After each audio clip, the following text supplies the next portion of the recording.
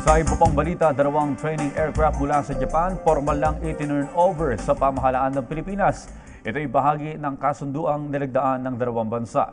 Ang ulat mula kay Lala Babilonia.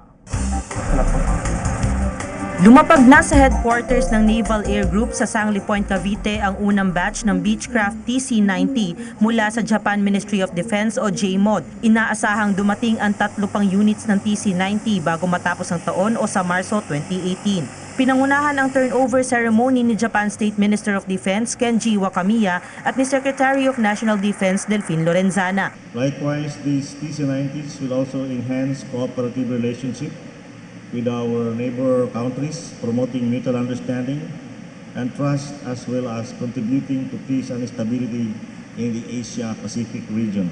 Malaki ang magiging papel ng TC-90 sa pangangalaga ng seguridad pandagat ng bansa maging sa pagresponde sa mga kalamidad. Ayon kay AFP Chief of Staff General Eduardo Año, maaari rin itong gamitin sa laban ng pamahalaan kontra terorismo. Bukod dyan, may kapabilidad din ang TC-90 na magbantay sa West Philippine Sea. Para sa PTV News, Lala Babilonia.